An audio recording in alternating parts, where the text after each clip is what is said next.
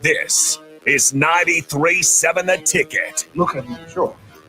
Look at him short. I'm the captain now. Three-time national champion Vershawn Jackson. Touchdown. Vershawn Jackson, number 34, gets the touchdown. Terrell Farley, defending Terrell Farley, who last week in his first start was a holy terror, number 43. And Jake Bakoven. I've talked to a few cats. They said that Bach got some game, man. Coming at you live from the Coppels Chevrolet GMC studios in the heart of Lincoln, America. On air and online at theticketfm.com. Powered by Bauer. Here he is, Vershawn Jackson.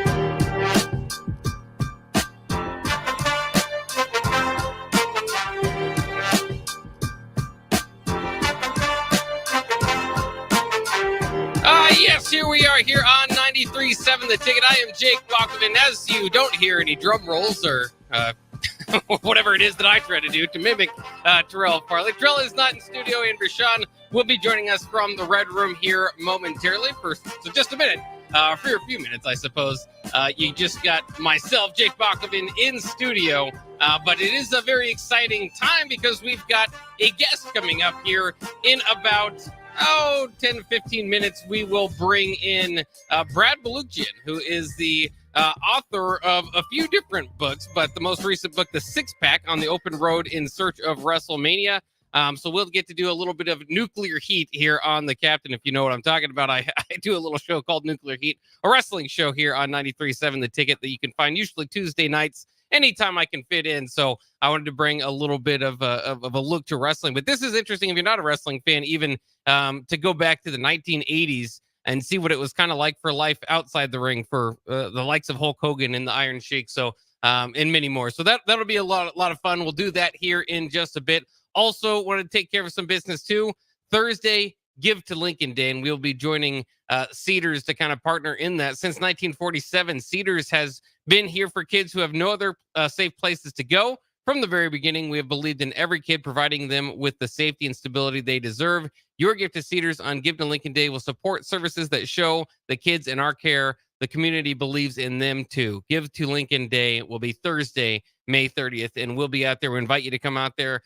We've done this before with wild success last year, and it's a good day to feel good about yourself. And what better way to do that? Not just feel good about yourself, but feel good about the community. But if you do want to feel a little bit better about yourself, what better way than to give to kids that are in need, and in the future, Lincolnites and folks that will be running things one day. So, that's all for the generation to come. So that's a little business that we have to start out with. Once again, Vershawn Jackson will be joining me shortly. As just looking at a text there got me distracted there. But as we get rolling here on The Captain, I guess for the start for the business of the weekend too, just kind of running through things. The Supernovas, if you, I'm sure everybody's heard by now, won the inaugural Pro Volleyball championship there, the Pro Volleyball Federation Championship, sweeping the Grand Rapids Rise. So I just wanted to also say, great job, job well done from everybody here involved with that. I know it's been a long season, and it certainly feels good to cheer on and help out a winner, and we were able to do that year with, again, the inaugural Pro Volleyball Federation season championship starts and hopefully stays for years to come in Omaha. But that's a good way to start for the Omaha Supernovas, once again sweeping the Grand Rapids Rise. So congratulations to them and everybody that got done there.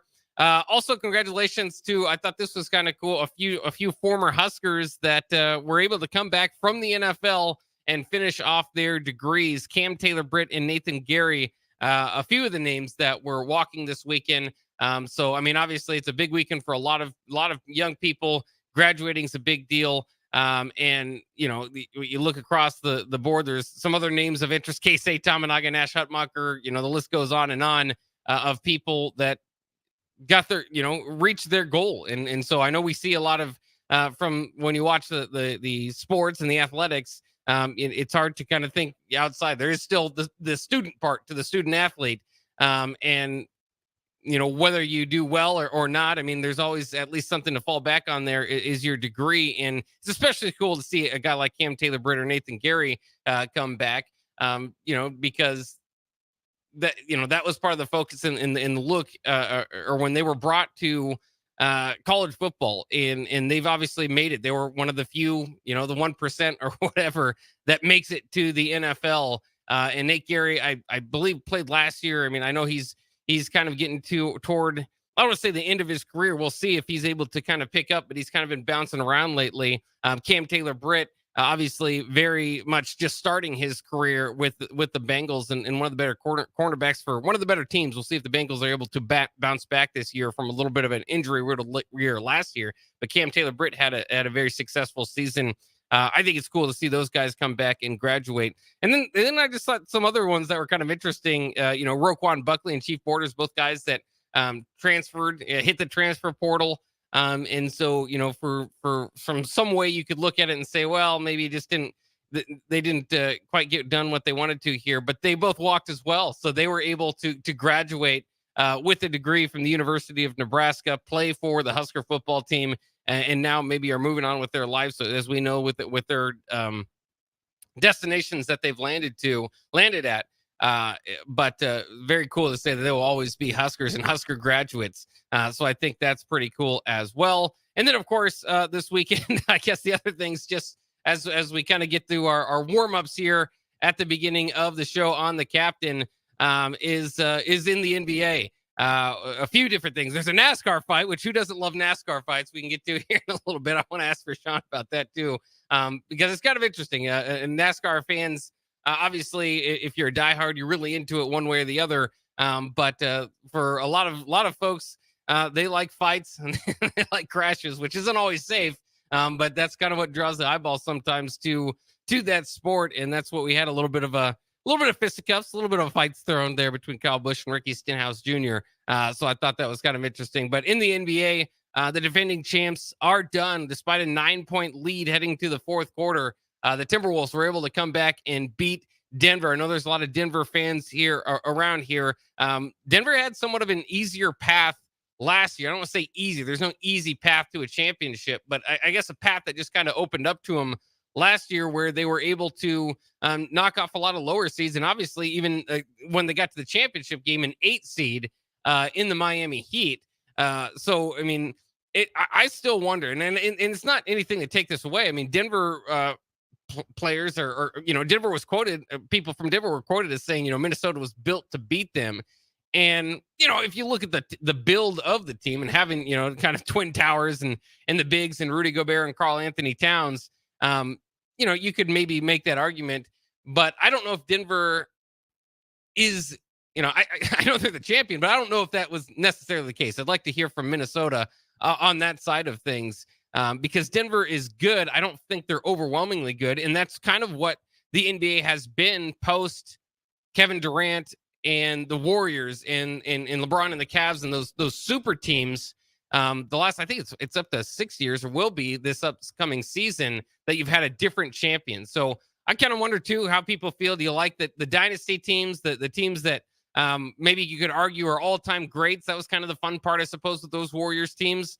But the bad part about that is going into the season, you would just kind of say, okay, we're waiting on the Warriors and Cavs. And there's really, outside of injuries, no other team that's going to get in the way of that. So what is all this dancing around in the regular season? And even the playoffs were just kind of hurt, I think, by that. As a Celtics fan, I was still invested in hoping that my team could get there and somehow miraculously pull it off. But to my, kind of that point, they were up against a injured Cavs super team a few years back with Kyrie Irving out, and they made it to Game 7 of the Eastern Conference Finals. And I just felt like, man, this is a major success, even though they didn't quite get there. And the Cavs, who were beat up at that time, then again lost to the Warriors. But I just kind of wonder how people feel about the NBA. Would you rather you'd have those big dynasty teams that you can argue, hey, they could beat the 96 Bulls, or do you kind of like the openness of it? And I think there's still a bit of an openness to it as well. With Dallas defeating OKC in 6 games, you now have Dallas and Dallas and Minnesota in the Western Conference Finals. And then the Pacers shooting 67% from the field, knock out the Knicks. who just had one too many injuries. I mean, there's so many injuries for that Knicks team, so beat up. And then Jalen Brunson fractures his left wrist. I mean, the injuries just keep coming for the Knicks. It's kind of tough to watch, but either way, the Pacers were just hitting everything. So they get the win and they move on to take on the Celtics. And so, I think the Celtics certainly are favored in that one. And as a Celtics fan, you kind of get that. You see this narrative too out there is the Celtics. This is the one they got to win. And Draymond Green's kind of big about this. They've done everything except for actually bring the title home. And now, as you see it for the Celtics, this is their opportunity. But they've been here before. I mean, that's the problem is people see the Celtics are really good, but they don't quite trust them because they lost to the 8-seed Heat in the Eastern Conference Finals last year. They lost to the Warriors, past their prime Warriors 2 years ago in the championship. So you don't quite trust the Celtics, and that's what I think kind of keeps this open. Is that Minnesota, Dallas, even Indiana still feel like they have a viable chance of bringing this home because the Celtics, who are the favorites, just aren't quite trustworthy to get it done. But we can bring in Rashawn Jackson now, as long as we can hear him. I want to make sure. Check, 1, 2. Yeah, we can hear you, VJ. I kind of did this opening monologue to what was all about in the weekend, and I started because I wanted to get your thoughts on the Omaha Supernovas. Were you there? I know you were excited that your hometown brings home the inaugural Pro Volleyball Federation Championship. I've got a video that we went and we had spoke to the team and stuff like that. And I got a video of what I said to the team that I'm gonna release that I had not released at all because I wanted to wait. And so I'm gonna wait. I'm gonna reserve judgment and I'm gonna let the video do the talking. How about I do that? Yeah, that's fair enough. But for Omaha Supernovas, our team here in the big city, to bring home the first inaugural win is absolutely huge in the grand scheme of things. When you think about this being the first professional football league, volleyball league that for women that is paying them to be professionals. And let's not forget about the $1 million. There's a $1 million split going on here right now. That's right. Everybody's thinking about their cut of that meal ticket. So, when you really look at what we did, it's monumental. I don't think these ladies will know until 20, 30 years from now, especially if they put a stream of wins together now, right? If they start to say, okay, we didn't just win the first one. We won the second one, the third one, the fourth one. When they start to do those types of things and win back-to-back championships, and then you look back 20 years from now it really starts to mean some things, especially there's going to be more stars and more women that's going to continue to make the league greater and greater and greater as time goes on. But for us to win the first one here in Omaha, I think it's nothing short of amazing. Yeah, absolutely. And in the environment, the environment was cool, obviously with a home team, basically a home setting at the championship game, just to get the sweep too, after such drama in the semifinals where he had to come back from down 2-0 and come back to win that thing. Not that Grand Rapids wasn't competitive in the last couple of sets, but to get the sweep, to get the win, you didn't have too much nervousness there, I suppose, as an Omaha fan, to feel like, hey, today is our day, and this league is ours to begin it up with. As you swear off your LSU hat, I want to ask you, are all checked out in LSU? Wait a minute. No, we can't get off the Supernovas just yet. All right, we're not off the Supernovas. Hold on. So did they break the attendance record? I didn't catch that. I don't know. I have to check that out. We need to see what the attendance record, because we did a push right at the end where we tried to give away 1,000 tickets, and I know to try to push that attendance record over the top for the most people in CHI history, I thought. Now, I don't know if we made it there or not, but I know I gave away, 70 tickets. I don't know if I quite made it to 100, but I gave away a lot of tickets. So there's a lot of people that went to this volleyball match that hadn't went. PJ Smith took his entire family. PJ Smith's got 3-4 girls. They're all girls. So for those girls to be able to watch us win that championship, see, that's what's monumental. The memories that the young people have when they strive to be like them, when they strive to say, what is it going to take for me to be like De La Cruz? What can I do to be like, to strive to be like these young ladies who did something that has not been done before. So when you get that and you get a chance to be there live, it inspires you to be them one day. And I like that. Yeah, absolutely. I mean, I think, when you're in the moment, you just kind of celebrate and you just try to take it all in. But I think you're right. As time goes on, we will start to kind of feel more of how historic and exciting that moment was. And of course, as this league goes on, and it's weird to say as an Omaha fan, but at some point you're going to want competition, and they have competition. Don't get me wrong. They weren't even the number one seed entering the playoffs. I'm just saying they're not going to win every year. And so you want to take advantage and be in the moment when they do win. And so I want to see, we'll see the banner being raised and see kind of what they do with that, because that is one thing I will say. There's a lot of Creighton banners up there and retired jerseys. And I know you're not the biggest, I'm not, anti-Creighton, and I'm not really anti-Creighton either. I'd like to see the Corver and McDermott jerseys. I think there's history up there, but it'd be nice to get some of the Supernovas colors up there in the banners as well. Yeah, I'm actually gonna go change into my Supernovas gear. Oh, there you go. You asking me about the LSU, right? You got some of the Eye of the Tiger type of feeling this morning, huh? Yeah, it was just it matched. It Yeah. matched. And so I was just like, let's throw it on. Well, No particular reason. I don't go for LSU in anything, especially now that what's the basketball girl? Reese? What's her name? Angel Reese? Yeah, Angel Reese. Yeah. Yeah, since she gone, I don't got to cheer for LSU at all. But I do like the purple and gold. Well, and I do think, obviously you've had family that has played LSU before. I think that's why you've got a lot of the gear. I do think it is. I kind of like, I have these other, you have your different conferences. You kind of have your favorites. LSU is just, it's really cool when LSU is good, and they've been a little bit down. We'll see if Kelly can get them going again.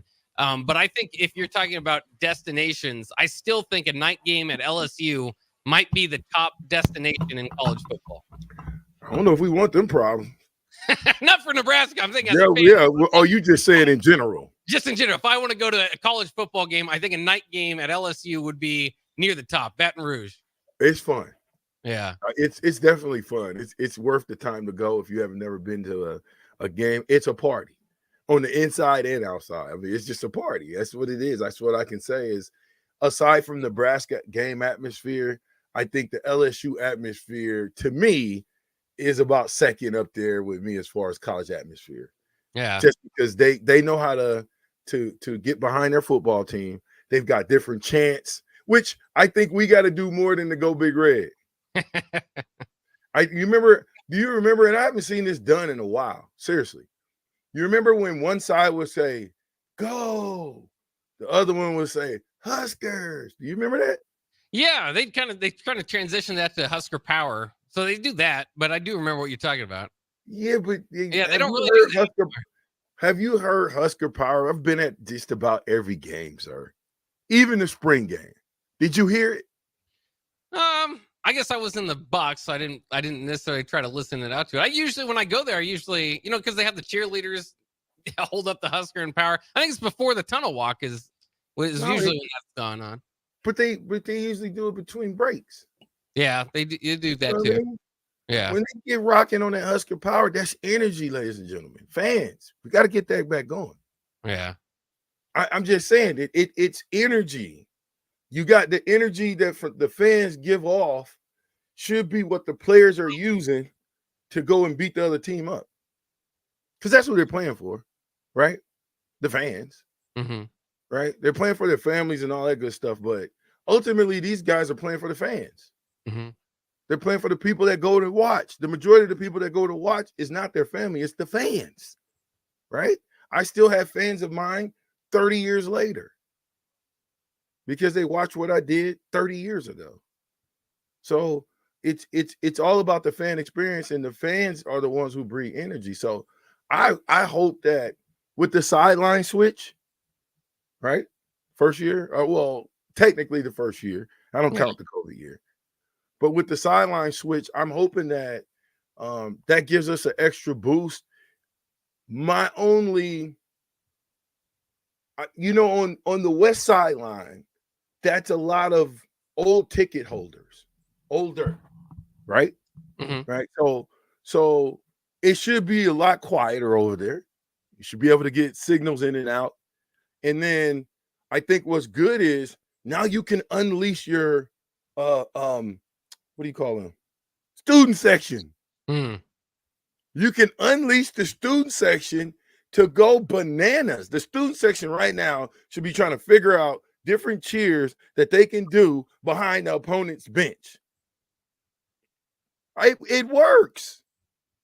When they're on offense, the student section should be going bananas. How about the mandatory question? Whenever somebody allows alcohol sales, and it's new, Michigan is the latest team to allow alcohol sales at the Big House now. You think Nebraska ought to allow some alcohol sales? Maybe that could get some people rolling. Maybe get the Nebraska nice rattled out of you a little bit, so you can be a little bit of a harsher environment. We're go big red conservative state, sir.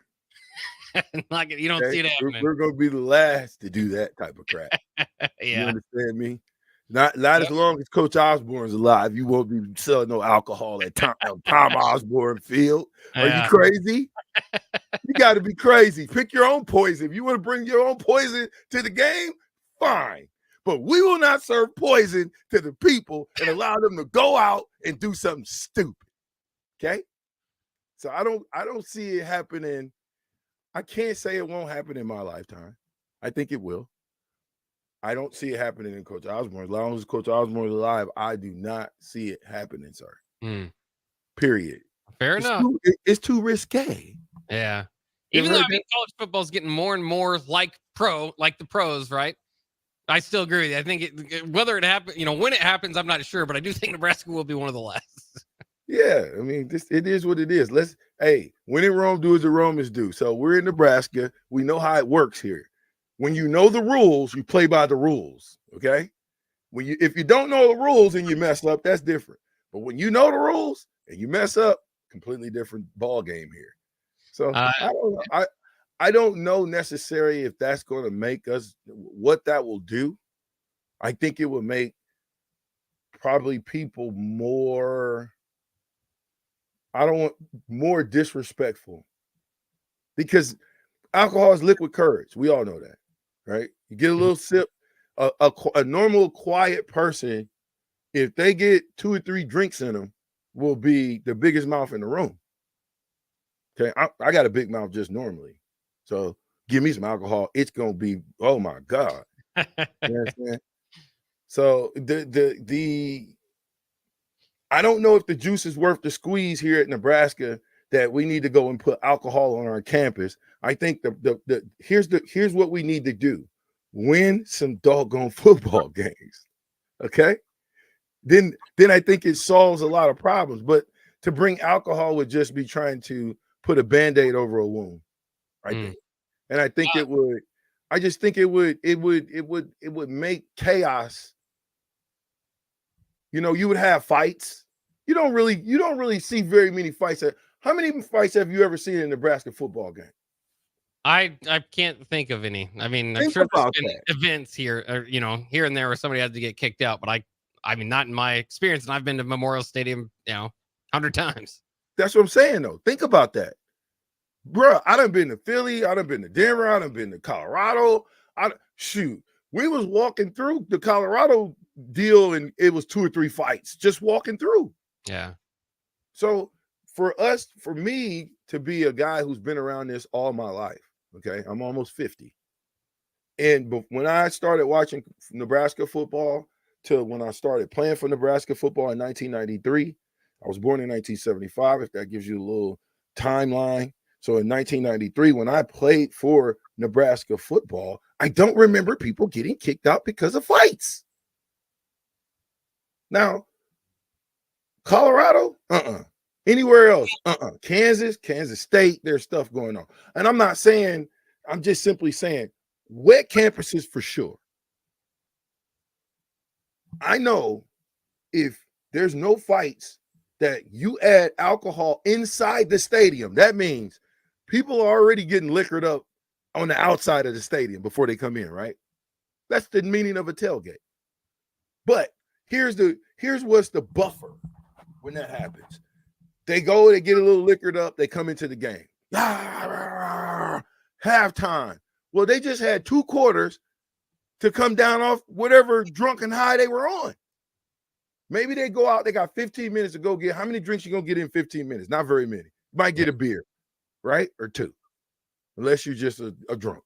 You're really into it, yeah. Yeah. All right. You get a bottle down in 15 minutes, you're drunk and you don't need to go back into the game. Yeah. So then you go back into the game. Now, here lately, what's happened is they come back in the game. Everything's going good. And we lose by how many points? Exactly. 3? So now, Seems like 3. Exactly. And so, everybody asks the question, you guys want to go drink? And you know the answer they give them? The same one you just gave. Give it to me again. Probably not. Yeah. It's not really worth it. I'm just going to go home.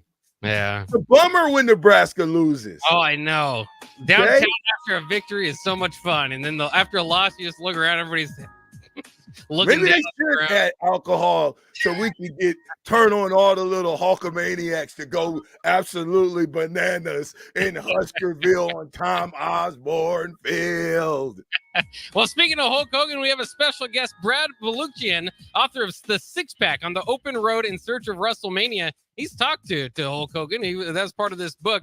We will talk to him about that book. He's also got another book called Wax Pack on the Open Road in Search of Baseball's Afterlife. So this is kind of life outside the ring, outside the field. So we'll be interested in kind of talking with him. He's coming up next year on The Captain on 93.7 The Ticket.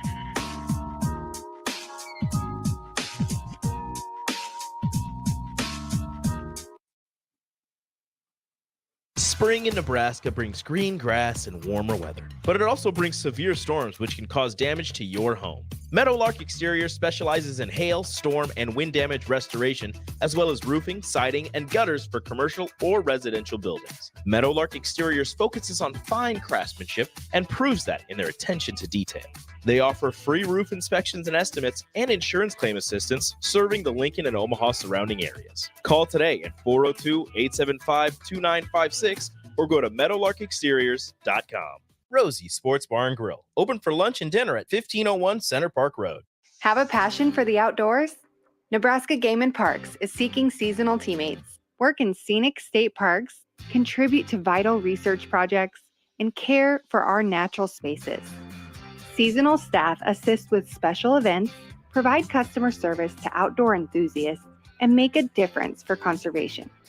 Join the adventure at outdoornebraska.gov. Apply online today. Paid for by Nebraska Game and Parks. Aired in cooperation with the Nebraska Broadcasters Association and this station. What a day. I could sure use an afternoon pick-me-up. Hold up. The new 93.7 The Ticket location has a milk, coffee, and tea inside? Oh, yeah. This is a game changer.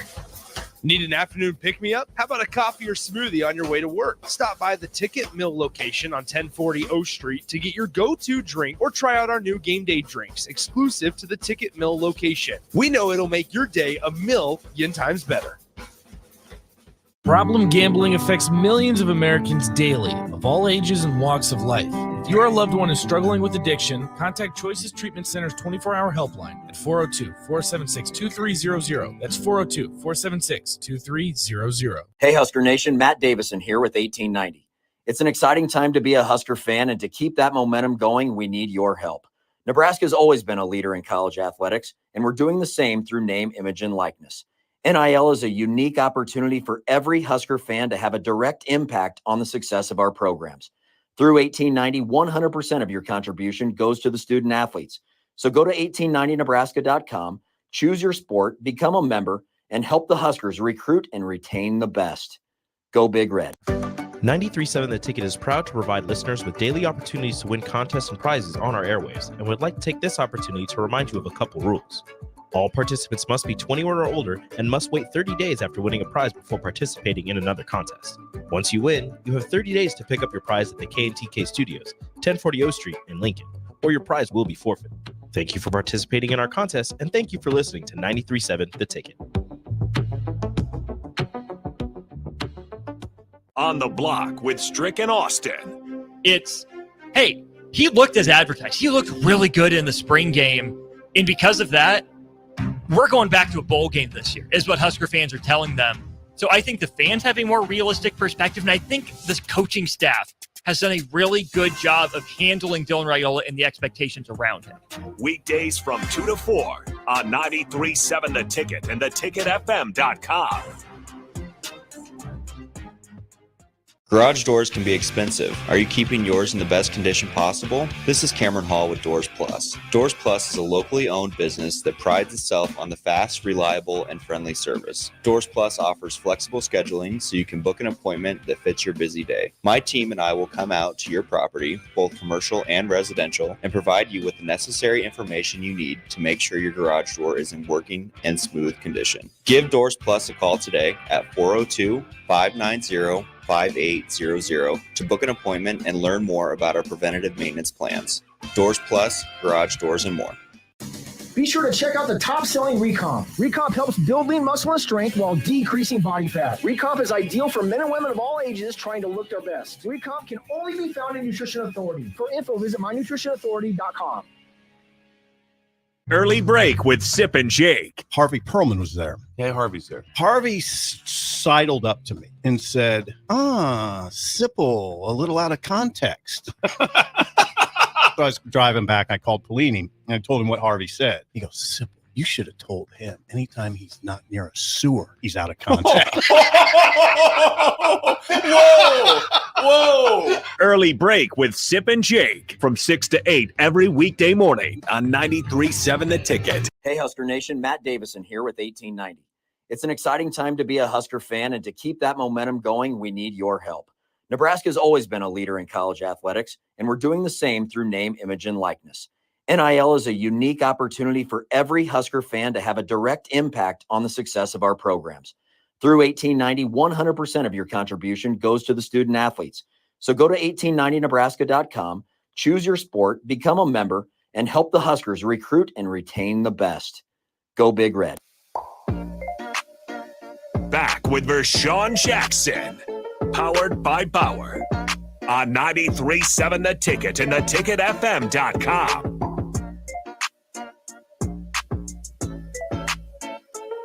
We are back here on the Captain on 93.7 The Ticket. Thanks for joining us here today. And we've got a special guest. Vershawn will join me here in a second to help interview our guest, Brad Balukjian, author of The Six Pack on the Open Road in Search of WrestleMania. He's in town because he's got an event at Francie and Finch Bookshop tomorrow at May 21st, Tuesday, May 21st at 5:30. And if you haven't been to Francie and Finch Bookshop, it is at 130 South 13th Street. So right in our neighborhood down here. That will be fun. Brad, welcome to the Captain. Welcome to Nebraska. And well, like I said, welcome. How are you doing? I'm doing great. Thanks for having me in. Yeah, absolutely. So let's jump into it right away. As let me first of all say, this is a book somewhat about wrestling, but I've heard you in other interviews say it could be something that people outside of wrestling enjoy as well. Yeah, I think that it has broad appeal, right? It's really about the humanity of these wrestlers, these guys from the 1980s. The premise is that I had a friendship with the Iron Sheik, who was my favorite wrestler as a kid growing up in the 80s. Got to know him later on in college. And back in 2005, I actually left my job at a magazine to go live next to him outside of Atlanta, Georgia, to write a book with him. But it went completely sideways. The first line of this book is the Iron Sheik just threatened to kill me. Oh, geez, it did go sideways. It gives you an idea of how, that's where we start from. Yeah. And so, I mean, at that point in his life, the Iron Sheik was so deep into the addiction that he was not in any condition to work on a book. So I went on with my life, went out to California, was there for many, many years. And only in the last couple of years decided to come back and revisit the whole Iron Sheik story. And in 2022, I drove 12,525 miles all over the country to reunite with the Iron Sheik, but also find the other wrestlers that were there the night he became the champion, the WWF champion in 1983, plus Hulk Hogan, who beat him a month later, and Vince McMahon, who was the promoter behind it all. And it's really the story of who these guys are in real life, right? Like the extent to which they became their character or, didn't. And so from that perspective, it's not a traditional wrestling book. I think it has a broader appeal. Yeah, and it's certainly interesting, and it kind of is much like your other book, the Wax Pack, on the Open Road in Search of Baseball's Afterlife. which is kind of looking at these guys off the field, outside of the ring. Like you said, with wrestling, you kind of have a persona aspect to it, especially in the 80s. But I think we kind of just figure you watch these guys, these stars, whether it is baseball or wrestling or football or whatever it is, actors, obviously, and just think, man, they have the life, but it doesn't always seem to be so true, right? Yeah, I all my subtitles, these books are on the open road. I love being on the road. It's kind of like mimicking the lifestyle that athletes and wrestlers have, right? They're just always in motion. They're going from town to town. By writing these books and talking about it from my perspective, I'm able to kind of share with the reader how challenging that lifestyle can be. And yeah, athletes are performers, right? They're out there on the field. They're playing a certain role with the public. They have to have a certain persona. Wrestling is even more so, right? Because especially back in this era, these guys were expected to live their characters 24/7. So, if Hulk Hogan went into the grocery store and someone saw him, they weren't seeing Terry Bollea, the real person. They were just seeing Hulk Hogan. And Hulk Hogan was expected to be in costume, right? Like, hey, brother, it's like could never let his guard down. So, yeah, I think my goal with these books, whether it's the Wax Pack or the Six Pack, is to show people the people, but the real people behind these athletes, behind the wrestlers, get a sense for what they're really like. And also one of the things that comes out of that is realizing how much we have in common with them. So I think that when you finish one of my books, you probably will put it down and think, oh, well, actually, like I can relate to that guy, right? It's, he's dealing with the same things that I'm dealing with in life. He just happened to be a lot more famous. Yeah. It is, again, we're interviewing here Brad Balukjian, joining us in studio, author of the Six Pack on the Open Road in Search of WrestleMania. And what are, I saw, you mentioned the Iron Sheik, Hulk Hogan. I also heard on another interview something that kind of caught me off. I wouldn't say caught me off guard, but actually something that I relate to is that you said that you kind of are drawn to, maybe, I don't want to say the underdog, but maybe some of the not central characters, not the champions necessarily, but some of the other characters. And that's something that's I've always kind of felt like too. My favorite players aren't necessarily the star players, and in wrestling, I'm usually kind of cheering for an underdog to eventually get his push. Doesn't always happen, but I always wondered, like, what does that mean about me that I cheer for not the non-star? Have you dived into that at all? You can say underdog, Jake. That's true. I'm all about the under, and in fact, I found that the wrestlers or the baseball players that were less famous tend to be actually more interesting. In the Wax Pack, there was the guy that I think was the most friendly baseball player who I met up with was a guy named Jaime Kokenauer, who you probably don't remember. Most people don't remember. He played 4 years for the Milwaukee Brewers. He was much more interesting to me than Carlton Fisk or Dwight Gooden, who were these star players. Similarly, in the Six Pack, when someone like Hulk Hogan, when you've written 2 autobiographies yourself and you've had all that coverage, as a writer, it's hard to figure out, like, what can you say that hasn't been said already about some of those guys. But Jose Luis Rivera, who was one of the wrestlers I tracked down, I flew all the way to Puerto Rico to find him.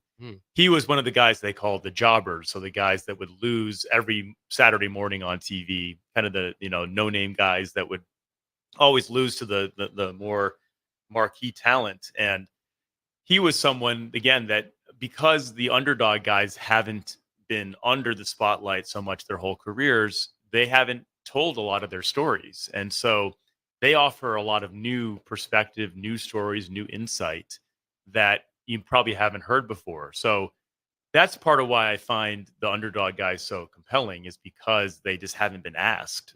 Also, fame does tend to go to your head. And so being less famous, again, in the long run, I think the guys that were less famous, maybe in later in life, maybe more well-adjusted actually in society.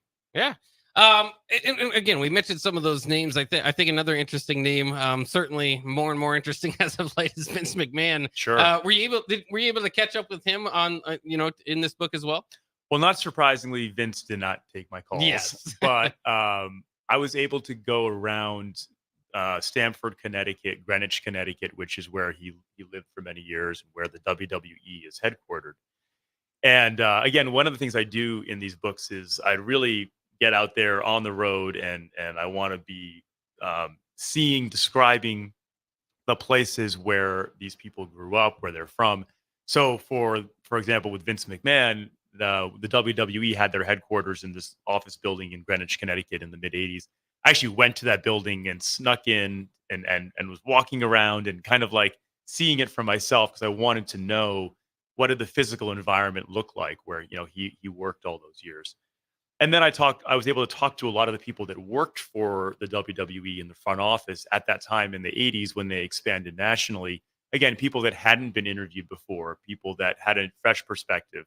And even though I wasn't able to talk to Vince McMahon directly, after talking to 5, 6, 7 people that worked closely with him, like the TV guy, the magazine guy, the CFO, his assistant in running the various TV programming, those people gave me a pretty good idea of what Vince was like, how he ran things, how he was able to be a successful businessman, but also the dark side of pretty much most of them said that he was certainly not the most compassionate boss, or that he really kind of exploited the talent and the people that worked for him in order to be so successful.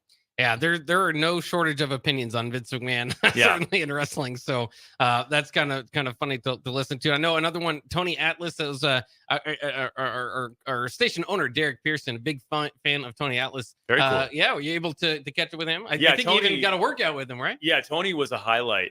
Just an incredible guy. Went up to Auburn, Maine, Lewiston, Maine, where he lives. And went to the YMCA with him to work out. He took me to his house. We went around town, got to meet his wife, and Tony's had more lives than a cat. I mean, just an incredible life story, overcome so much adversity, and one of the darker aspects though is that he's still at age 70, he's still wrestling, and not because he really necessarily wants to, but a lot of these guys they didn't have none of them had any retirement benefits or health insurance.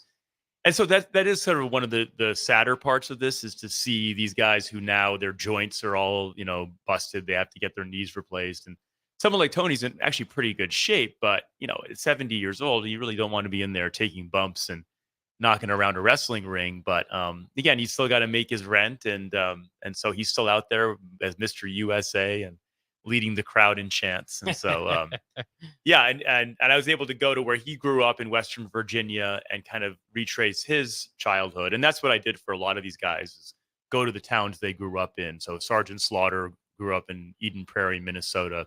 So I went there and met with his football coach, and who's still alive, remarkably, and his childhood friends. And someone like Bill Eadie, who was in the tag team Demolition. I went to Brownsville, Pennsylvania, where he grew up, and was able to find people that knew him before he was this wrestling character. Mike, let me ask you this, or Brad, excuse me. Do you have a few extra minutes? We could do Sure. another segment. Yeah. All right. Well, we're going to take a quick break. We got to, but I'm still interested. I want to hear more from Brad Baluchian, author of The Six Pack on the Open Road in Search of WrestleMania. Once again, he does have an appearance coming up at Francie and Finch Bookshop at 130th South 13th Street. Will be tomorrow, May 21st at 5:30 p.m. We'll catch up more and kind of dive deeper into this book and a little bit of a connection to Nebraska. So I'm glad to see you here in Nebraska. We'll talk about that as well. Coming up next year on 93.7 The Ticket.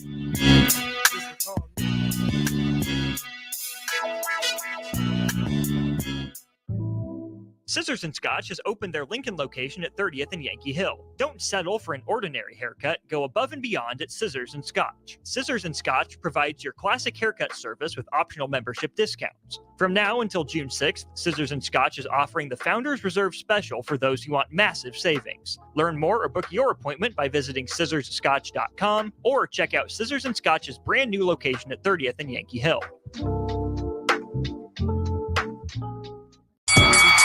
Far Seas Boxing Production is proud to present the new prospects at the Complex. Come enjoy a show of Lincoln's best professional and amateur boxers on Saturday, May 25th at the Complex, the former location of Champions Fun Center. Doors open at 6 p.m. with first bout at 7 p.m. Learn more about the boxers and buy tickets at thecomplexlincoln.com. You won't want to miss this event.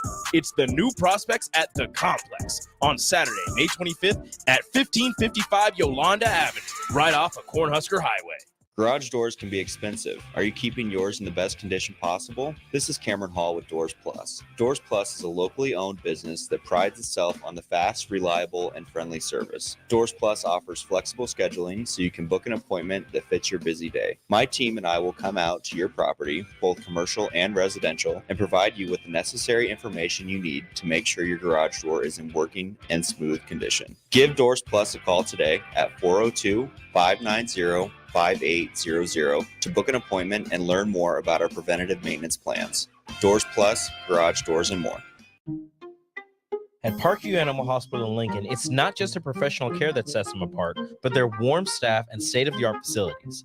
Whether it's for a routine checkup or a comprehensive medical procedure, at Parkview, your pet isn't just another number, but a valued member of their caring family. Visit them at pahlincoln.com today and in person just south of 14th and Pine Lake Road. Parkview Animal Hospital, your pet, our passion. For happier, healthier furry friends. If you've been putting off your health, what are you waiting for? The Summer 10-Week Challenge at Farrell's Extreme Body Shaping is exactly what you need to kickstart your wellness. Farrell's gives you all the tools, coaching, support, and accountability you need to be successful. The 10-week challenge begins on June 8th, and monthly payments are now available. Head to fxblincoln.com for all the details. Stop taking your health for granted and get started with Farrell's Extreme Body Shaping.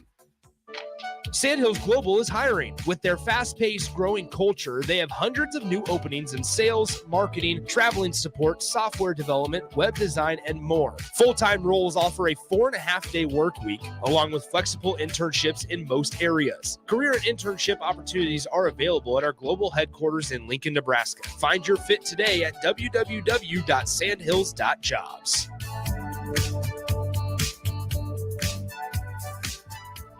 Finally, a good reason to have a smart house. Just say, Alexa, play 93.7 The Ticket, and we'll magically start playing. How's it work? Nobody knows. Don't ask questions.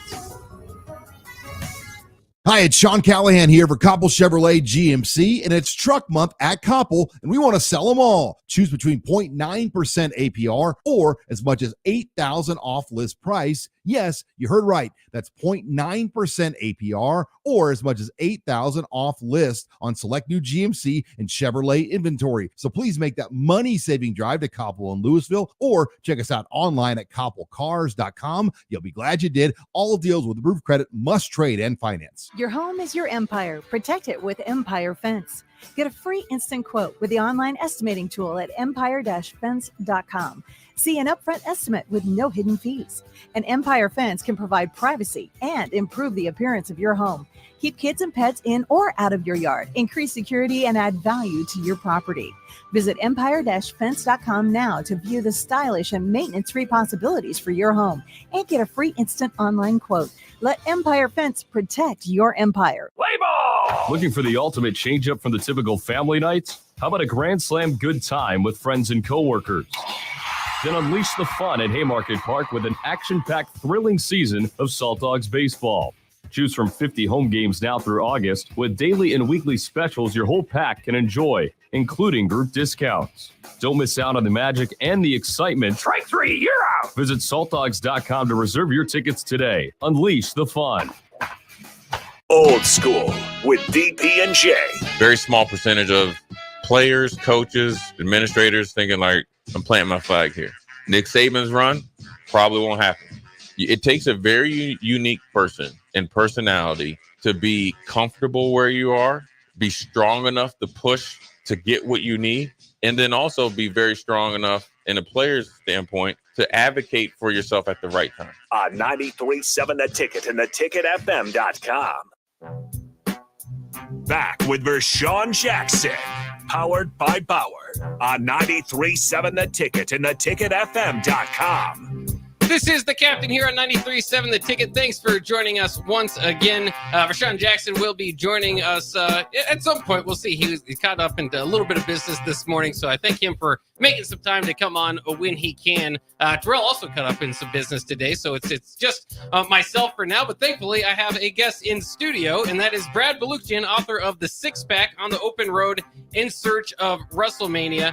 Also authored Wax Pack on the Open Road in Search of Baseball's Afterlife. You will have an appearance and maybe sign some autographs at Francie and Finch Bookshop here at tomorrow, May 21st at 5:30. That's at 130 South 13th Street. So go ahead and check that out. But let's get a little bit more into this book. And then I did want to ask you a little bit about the baseball book as well, because we are a sports station and a lot of people are intrigued by that. I just wanted to kind of get your thoughts. Or I guess I see the cover for the book is action figures of wrestling characters, and I know that for your baseball book, it was kind of inspired by a pack of cards you had. Was it the wrestling idea similar to kind of those toys you played back within the day? Those were the actual action figures I had as a kid. You can see, if you look closely, you can see all the scuff marks from all the paint and smashing them against each other. And yeah, the Wax Pack, they did a great job. So it was published by University of Nebraska Press, which I'm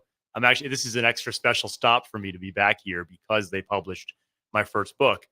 And the Wax Pack, the book itself is designed to look exactly like a pack of 1986 Topps cards, which is what inspired the book, which is, I took a pack of cards and opened it up and found all the guys inside.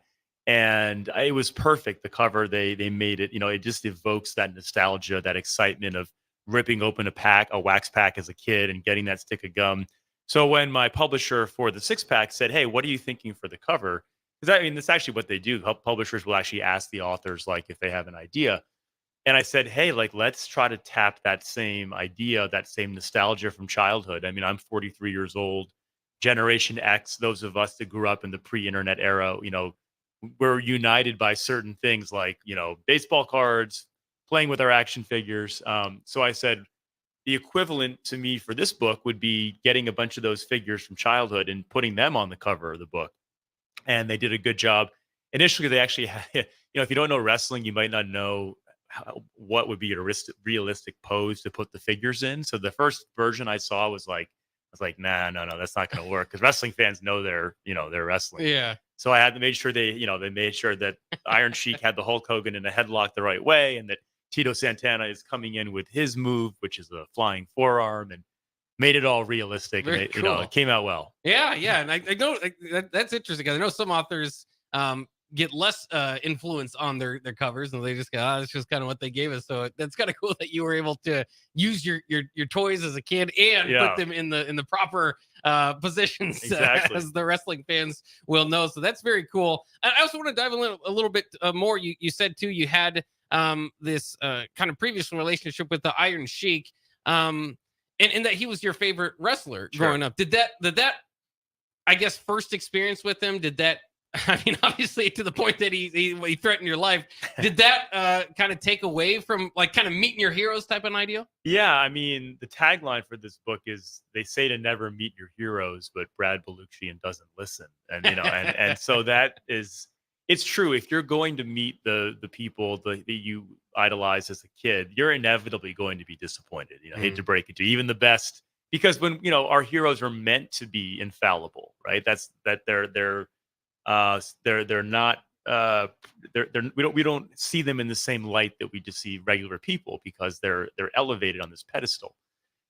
When you get to know them as real people in 3D, with real feelings and real interactions, sure, there are things that are going to disappoint you, and especially the level of the Iron Sheik threatening to kill me. But the reason why I never wrote him off, or the reason why I came back to talk to him again for this book, is because even at his lowest moment, even when he was flying off the handle, I always knew that he deep down was not that person. That Khosrow Vaziri, who's the real person under the Iron Sheik, is a very serious, very thoughtful, very chivalrous guy with an amazing backstory from Iran. And so I knew it was like the drugs talking. I knew it was the wrestling lifestyle and culture having gone to his head.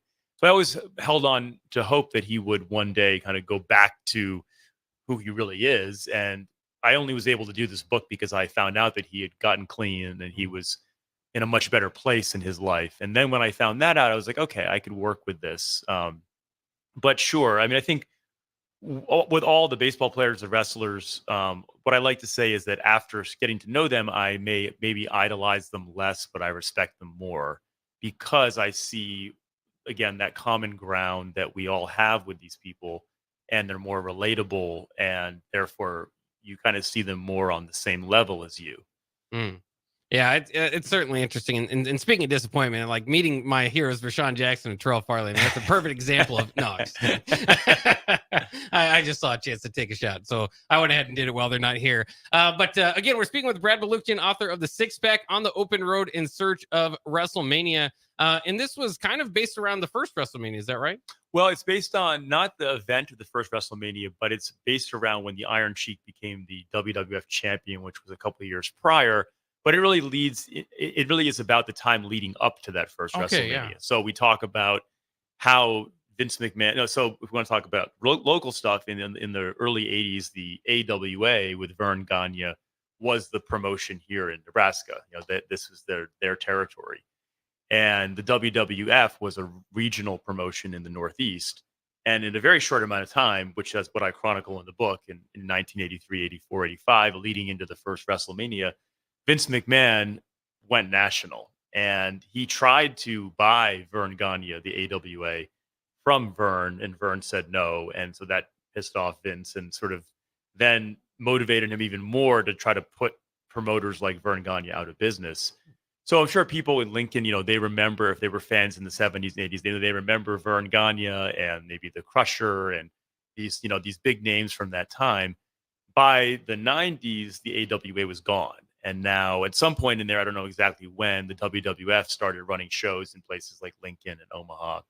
And that became wrestling as people knew it, right? Mm-hmm. And through cable TV, through merchandising, through just really aggressive marketing, and through getting all the big stars in wrestling to come work for him, Vince McMahon took over and made the WWF the sort of mainstream brand name that became synonymous with pro wrestling.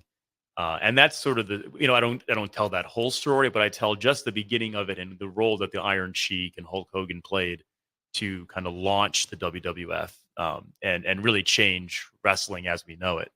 Absolutely. And one other question that just kind of comes to mind too is kind of thinking about the Iron Sheik and some of the problems that he had. Did you, as you interviewed these wrestlers, was it the fame? Was it, when these guys were typically at the top of the game where they would somewhat start to maybe have those addictions or have problems? Or is it usually kind of like in your baseball book on the path down, maybe when they're when they're no longer champion, when they're no longer the spotlight of the company?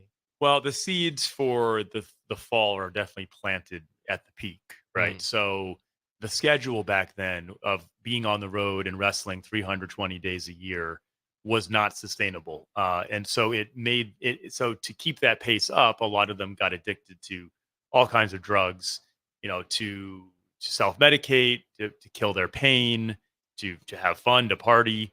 They had the rock and roll lifestyle. Plus, though, their bodies are taking a beating. So a lot of them were taking steroids to have the physique. So you have all the substance abuse layered on with the fame of just having it all. And I think that you get addicted to that. So once it's done, once you're no longer, once you're in your 40s and you really can't wrestle much anymore, you're left with these addictions, and psychologically you're left with wanting that attention and not necessarily having something to fall back on. So the only wrestler that I met with who really didn't get as caught up maybe into the character and the lifestyle was a guy named Bill Eadie, who had a college degree before he went into wrestling. So when he was done wrestling, he was able to say, okay, well, now I'm going to go put my college degree to work. but a lot of the other guys didn't have that. So, what do you do with the rest of your life to make a living? And, again, you don't have any retirement benefits or anything from the WWE. Yeah. It's an interesting industry, especially back then, and even through the years, to certainly work in. And that's kind of, to me, as a wrestling fan, somebody that pays close attention to it, is always kind of the intrigue behind it. Obviously, we all know it's predetermined. As you mentioned, guys still get hurt. I mean, there's still a lot of physicality that goes into it. But really, I think for a lot of wrestling fans is the locker room talk, or the kind of stories that you dove into here that are just so fascinating to see what happens to the characters that we see on TV from week to week. Yeah, wrestling will always, even though we're long past the era of promoters saying that it's real sport, wrestling always will have that little bit of mystique, right? That little bit of like, I wonder if that's real, like that storyline. And that's where wrestling is brilliant, in that it plays in that liminal zone, that boundary between myth and reality, between fact and fiction, that even if it's a show, you always want to kind of believe, well, maybe that little part is true, right? Or it's based in reality. And they've gotten really good about playing with the audience's emotions. And I think that's what makes wrestling so compelling, is that it's it's entertainment, it's fun, but it's pulling at our emotions and allowing us to suspend our disbelief and escape, the way that watching an action movie or a fantasy movie allows us to do that. And it's kind of interesting too. I want to ask you this, and I could talk to you for hours, because I find all this stuff fascinating. I don't take too much of your time, but I don't know how much you've gotten into wrestling as of late. But I'll just say this, and I don't mean it in any certain way, but you're not a typical wrestling man. You don't look like the typical wrestling man. And I find that funny, because I think we all can kind of picture what I'm talking about, is, and going to a show with Derek Pearson, DP, again, who owns the studio. I always thought it was funny, because he basically said, yeah, there was a guy on my right who was saying, I had to explain a kind of a local celebrity. And then the other guys are just wrestling fans, the guys that you kind of speak to. And then it's kind of interesting, because you sometimes have to have different conversations with people that kind of want to believe, like they might know it's not real, right? But they are looking for those angles. They're looking for those small, things that are based in reality, and saying, well, this part's real. Yeah. What's kind of been the diverse crowd as writing a wrestling book? Have you run into a diverse crowd, I suppose, of kind of the I guess the smart man's wrestling fan, or whatever, in your typical wrestling fan? Well, two things. So the stereotypical wrestling fan is that narrative is a little bit overblown. It is actually a very diverse audience in all axes of diversity. I was at a show right at the Raw after WrestleMania last month, and I'm sitting next to this guy who's probably a little bit younger than me, by himself, around my age. And, he keeps like kind of coughing and sniffling. And I was like, oh, maybe he has like a cold. Then I realized, no, he is crying. He is watching the show and sobbing. And it's like, so that, but I'm guarantee you, if I asked him like, hey, do you think wrestling is real? He'd be like, no. See, he knows that it's a show, but again, his emotions are real. Right. So even those people that maybe get caught up in it, they still know deep down that it's a show, but again, it brings out those feelings. The other story is that way back in the Truman administration, which probably none of our listeners were alive for, when he left office, his wife Bess Truman, they asked her, what are you going to miss most about the White House? And she said, wrestling on Thursday nights, because at that point wrestling was aired from an arena in Washington, D.C. on Thursday nights, and she was an avid fan. So again, this idea that like, only uneducated, people are liking wrestling is definitely not true. I mean, but then, I am an unusual. I mean, I have a PhD in entomology, and I always say there's probably not a lot of entomologist wrestling journalists out there. but hey, that's what's fun is like, when you have really diverse interests, it's fun to be able to use all sides of your brain. Yeah, absolutely. He is Brad Baluchyan, author of The Six Pack on the Open Road in Search of WrestleMania. It's been great interviewing you, and you have an appearance here at Francie and Finch Bookshop tomorrow, May 21st at 5:30. That's 130 South 13th Street. Brad, thanks for doing this interview. Thank you. And if anyone, you have to bring your wax packs in, your six packs, and come on down. Yeah, it'll be a lot of fun. All right, we'll take a break here on The Captain. We'll be back. We'll try to get a hold of Vershawn. If not, I'm sure Rick will jump in the studio with me, and we'll get back into some sports talk coming up here next on 93.7 The Ticket.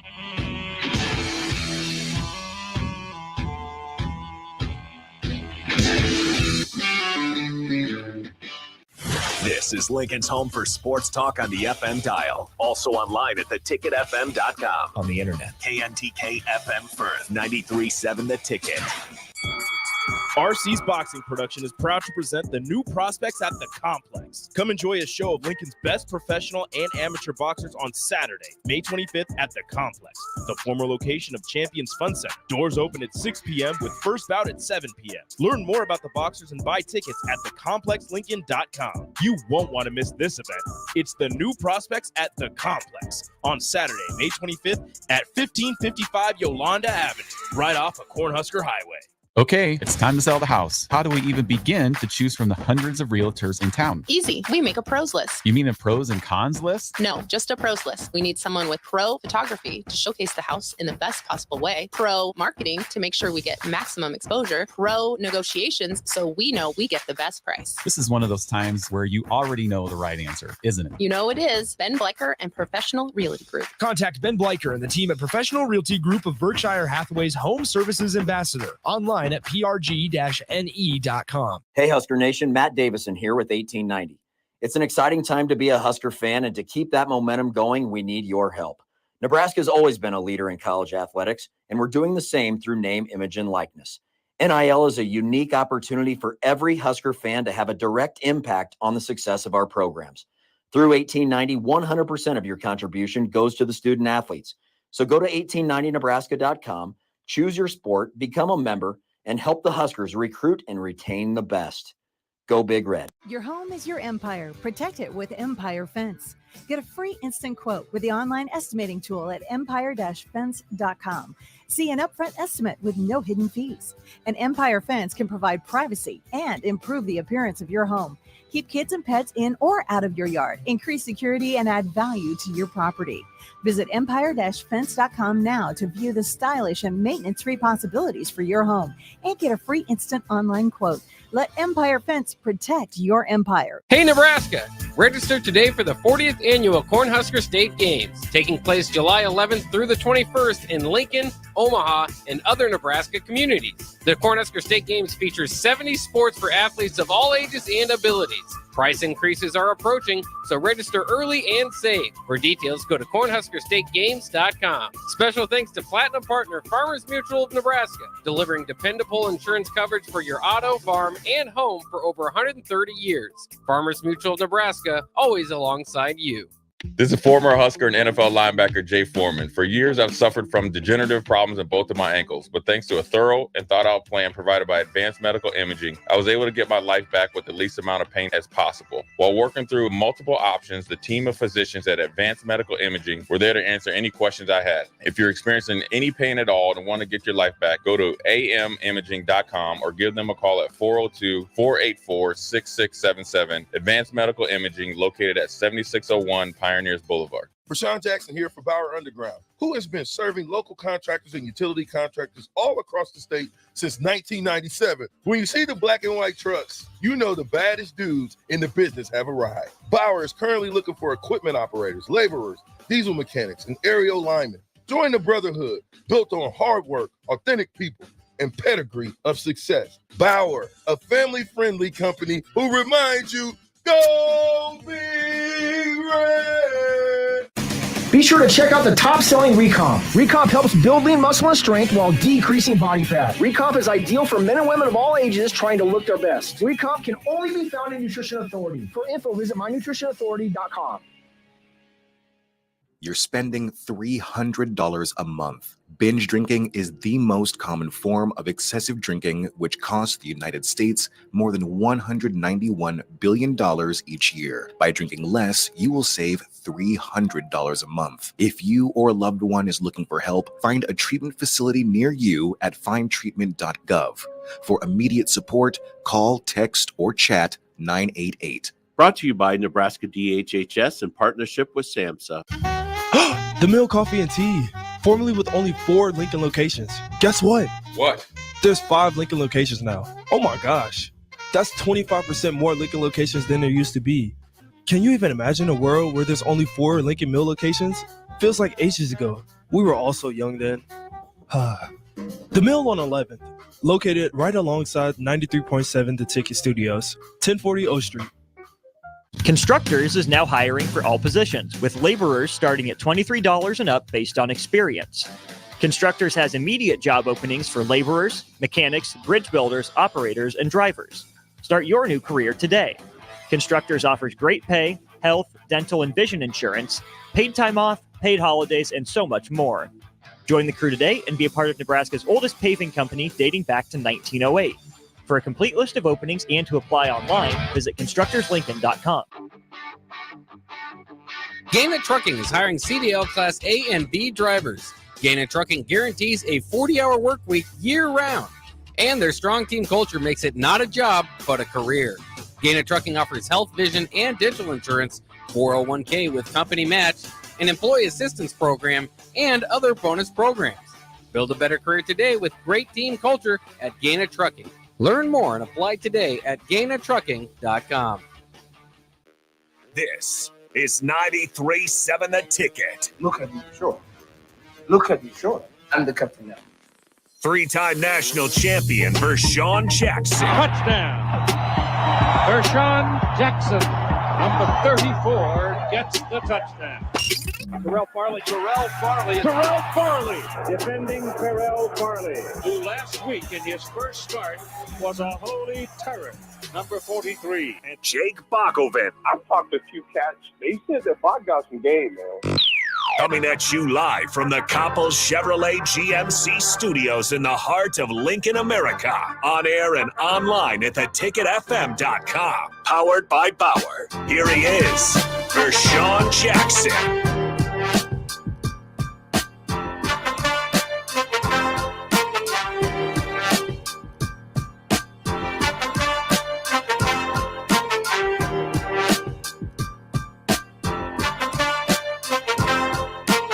We are back here on the Captain on 93.7 The Ticket. I am Jake Bachman. He's Enrique Alvarez Clary, who is joining me at least temporarily until maybe we can figure out what Vershawn's up to. Vershawn has got a call, so he got kind of busy there. He's a busy man. He's got a few businesses and such to run, so who knows what's going on. But we will figure out soon. Terrell also off for today, so I thank Rico for joining me so that I don't just sit here and talk about wrestling, because I had a fun interview there, and I know not everybody is into wrestling. I wanted to ask you, Rico, did you ever get into wrestling as a kid? I was into wrestling for a very long time, and then I just stopped watching it. Yes, I don't really know what happened. I just stopped.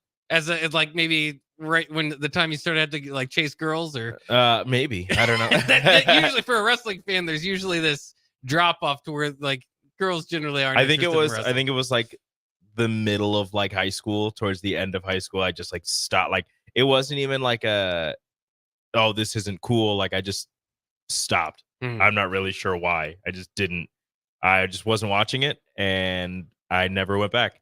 Well, fair enough. We'd Very welcome sad. you back at some point. Very sad. If you want to come back in as It's a okay. wrestling fan. I'm stuck in the olden days. Yeah. And by the olden days, I mean like the early 2000s. Like Yes. Eddie Well, those were Guerrero, better Rey, times too, yeah. the first iteration of Rey Mysterio, Yeah. Stone Cold, The Rock, Skinny Rock, not big boulder movie star Rock, that generation of wrestling. Yeah. That's where I'm at.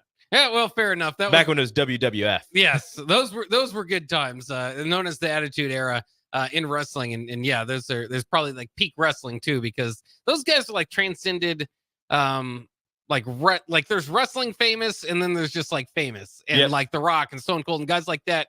They like push the boundary into like they're just famous. I think today's wrestlers are only wrestling famous, There's, except for The Rock. Wankster John Cena. Yes. Back when he was rapping. Yes. That version of John Cena. Not Rikishi, not the my Great favorite. Khali, guys Yeah. like that. So you know some of the wrestling famous wrestlers. Batista when he wasn't talking, when he was just muscles. Yes. And he was with I don't even know what that group was called when it was Triple H, Ric Flair, young Randy Orton. Evolution. Yeah, there it is. So you know a little bit of wrestling. Little bit. Yeah, you're pretty good. Yeah, back in the day. Well, and again, because I'm a wrestling fan, I feel like I can make fun of it a little bit. My favorite shots of the crowd is when they just show like a shot of the crowd going crazy or whatever, and it's just 60 guys. You can't find a woman. Like I always do this game and like find a female in the audience. Find the sometimes. female wrestling fan. Because it can be hard. And I know friends that are into wrestling, and I did this as well. You have to wait when you start dating somebody, or it's not something you mention on the first date. In fact, sometimes it takes years for you to say, You gotta finally, let- hey, I'm going to watch wrestling. Exactly. Like they have to accept you for all of it. And then they're like, wow, I really like you. And you're like, good. Because now you're stuck with me. Yeah. By the way, I'm a big wrestling fan. We're watching Mondays and Fridays and pay-per-views. No. But yeah, I kind of did that to my wife. I know some other people have done that before too. So it's just kind of funny. And not to say there aren't how much female do you wrestling love me? fans, but yeah, I'm going to need some alone time. And it's known. A lot of people say it's just a male soap opera, which is maybe why I'm drawn to it, because I loved soap operas growing up as well. Too. There It's you just go. drama. I just love drama. It's a soap opera, but people are punching each other, right. Yeah, that sounds better, right? getting thrown through tables. Yeah. Like if there were more tables in The Young and the Restless and steel chairs, yeah, maybe I'd watch. I'd be a little more interested. So once again, thanks to Brad Bellucci, author of the Six Pack on the Open Road in Search of WrestleMania, joined us. If you didn't catch that interview, you can check it out at theticketfm.com here after the show. We will podcast it. I'll also throw something up on YouTube for it as well. But we can jump back into some sports. I wanted to ask you this because I think the front of Nebraska folks' minds now, as far as recruiting, is around Dawson Merritt, this linebacker out of Kansas City, the Kansas City area anyway. And he's basically said he's down to Alabama and Nebraska. And it's just made me think, okay, what's my pitch? If it's Alabama versus Nebraska, that's like the ultimate top of the card. Like, okay, That that's is a place to weird go. final too. Right. It's usually if that's going to be one of your finalists, you might have an LSU or, Georgia or somebody else in there. But Yeah. for Nebraska, I think one speaks volumes to what Matt Rule is able to do. And we've seen him also bring in, some of the other top recruits in the country. So we're already seeing, maybe it's the Dylan Raiola effect. But what would be your pitch if it's down to Nebraska and Alabama? What would you say? Ooh, that's a tough one. I see, the weird thing is you want to say something along the lines of Alabama is going through its own version of a rebuild with a new coach. You're exiting the Nick Saban era. You don't know what exactly Kalen DeBoer will bring to Alabama. Yes, he's won everywhere he's been, but will he be able to continue that success at a program that has seen the highest of the highs for so long? How long is he going to be there if he doesn't win a national championship in the first 4 years? Like, is there going to be some sort of anger from the Alabama fan base if you're not immediately competing for national championships? If you're Kalen DeBoer, is there going to be some type of hot seat discussion if DeBoer isn't in the college football playoff 4 out of 4 years? Is there, if you're sitting at 9 wins, is it going to be something along the lines of, and I know this is completely different, but along the lines of like a Bo Pelini, where you're winning 9 games for so long? Is that enough to get you into the college football playoff, which is the difference between that? But if it's not, how long does he have before he ends up gone? Whereas Nebraska is on year 2 of a rebuild and has all of this positive momentum going for it. And you can be a part of bringing this, blue blood, bringing this behemoth back to the forefront, where at Alabama, it's been there, done that for so long. Yes, it's a rebuild, quote unquote, of sorts, but you'll be another cog in the machine, so to say. And also not 100% sure how the defense for Alabama is going to look. Whereas, you had a top 20 defense this last year with Nebraska. As long as Tony White stays around, you saw what those linebackers were able to do. You saw what that defense was able to do. You'll be a part of that. Yeah, it's interesting. And I think it's kind of funny, as you mentioned there, is maybe stability. Like Alabama doesn't have as much stability as Nebraska Which does is right weird. now. Which is weird for one. And it's also like, can anybody pitch that now in recruiting these days? Because there's no stability in college football in general. True. So it's just kind of like, if that's one of the top things you're looking for, well, good luck, man. You need to go back 20 years and then maybe we can find you some programs with stability. I mean, Nick Saban, I guess, would be the closest thing to that. Dabo Sweeney, maybe, but is Kirk he? Ferentz? Yeah, I mean, but how much longer is he going to be? I mean, he's a little older. He's on the older side of things. And that stability it doesn't always work for if you're recruiting an offensive player. Like, Exactly. yeah, there's stability, but hey, not we're the best stable guy. here. You're never going to score. Yeah, but you'll have the same head coach. I can imagine recruiting kickers and punters there is just like easy. Here's your heaven. This is easy. You're going to get lots of stats here. You see that 5th round draft pick as a punter? That could be you. We can do that for you. That could be you. But especially, I think it's interesting for Dustin Merritt. And I've mentioned this before too, is that Nebraska has not had a linebacker drafted, at least a linebacker that played at Nebraska. I think Randy Greger was drafted as a linebacker or something, but has not had a linebacker drafted since Levante David. So I mean, you have this big of a gap, and it's crazy to kind of think about that. Because Nebraska obviously has a proud history, but it's also like kind of explains to a degree. And I'm not saying they didn't have some good linebackers, over that time, Josh Banderas. I mean, you go through some names that were some pretty solid linebackers, didn't get drafted. Obviously, like a Will Compton had a great NFL career despite not getting drafted. And so, I mean, there's a few names in there, but when you think about that struggling at that position, maybe that is why Nebraska struggled so much in the Big Ten. I mean, we always talk about the front lines, but the Big Ten somewhat has been a land of linebackers as well, and Nebraska just has not been able to match that, I suppose, with some of the rivals that they have within the Big Ten. The linebackers that Nebraska's had haven't been the prototypical Big Ten linebackers, where Nebraska's had the faster sideline to sideline guys, as opposed to the guys who can plug the gaps in the running game and take on the 220 plus pound running backs that the Big Ten throws at them week after week. And then you kind of have to have a mixture of the two in the NFL. So it's that strange process of kind of like what you said, where they haven't had a linebacker drafted. Nate Gary was a safety at Nebraska, drafted and played linebacker for a while when he was with the Eagles. I'm not 100% sure where he's at right now, but I do know that they packed the pounds on him and put him at linebacker because he was a sideline to sideline guy, but he was also a heavy hitter who didn't mind, running up into the gap and taking on a running back. So they thought, oh, we'll just throw him at linebacker. And I mean, I believe he's still in the NFL, so it's worked out for him at least. I think he's a special teams mostly guy right now, but I mentioned he just came back and graduated. Yeah, he did. Him and Cam Taylor-Britt. Yeah. So Nebraska, in terms of, linebacker talent, just hasn't had the right type for the Big Ten, which in turn hasn't been the right type for the NFL in terms of strictly playing linebacker, going on to the next level, and being a linebacker as well. Yeah, it's kind of a fascinating topic because there's not one answer to it. There's just kind of a lot that dives into it. Let's go ahead and take a quick break. The captain is back. He will be joining us on the other side. And I want to kind of ask him the same question, kind of get his thoughts on that. Rico, thanks for joining me. But of course, how do you recruit against Alabama? If it's Nebraska against Alabama, Kalen DeBoer just got there. Matt Rule's in his second year. Boom. There you go. There you go. Stability. We'll take a quick break. We'll be back with the captain on 93.7 The Ticket.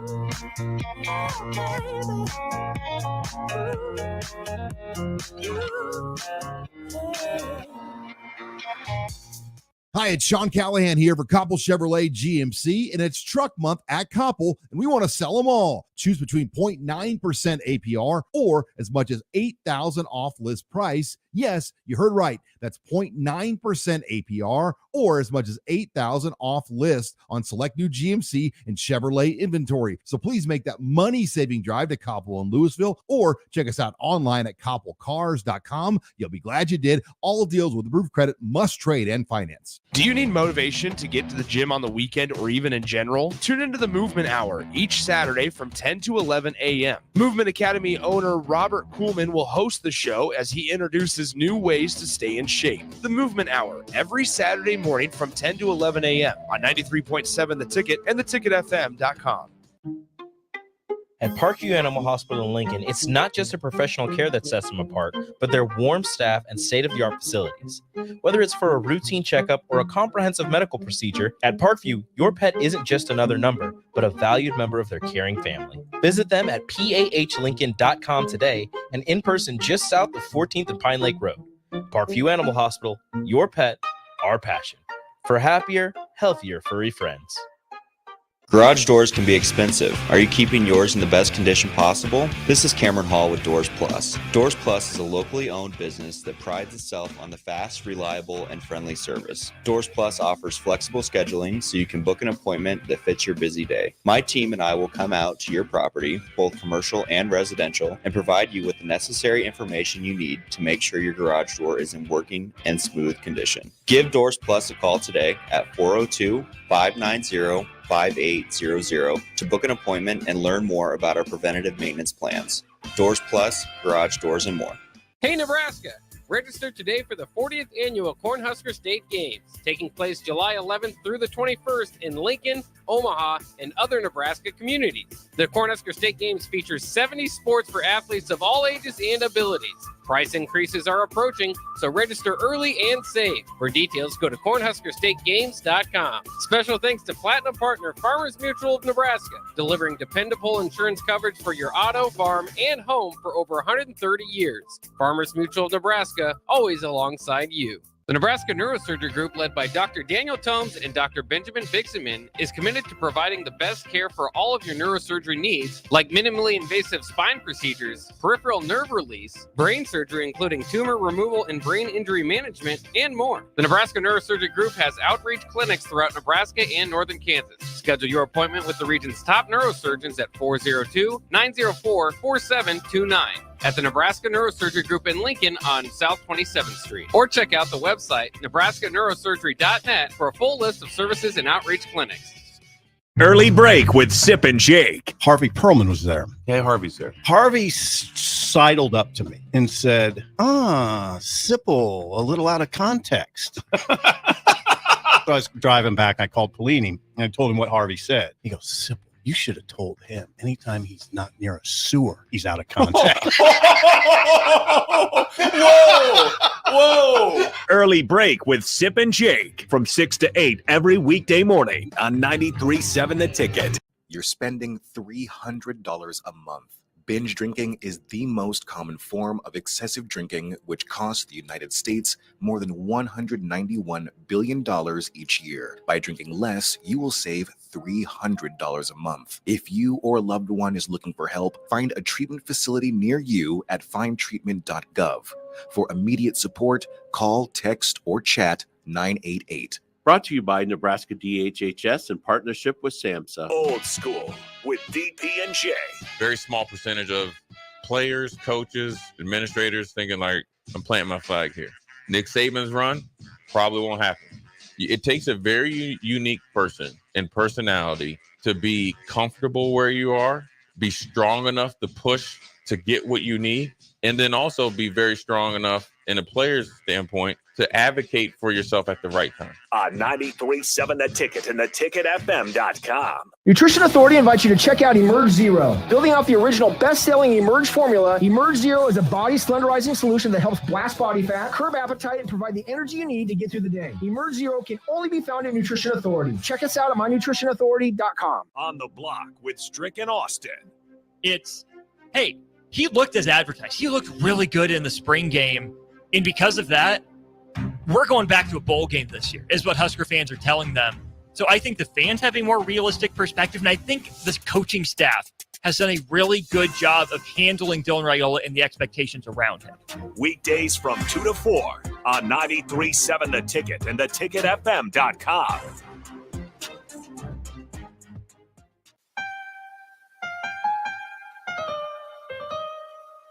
Back with Vershawn Jackson, powered by Bauer, on 93.7 The Ticket and theticketfm.com.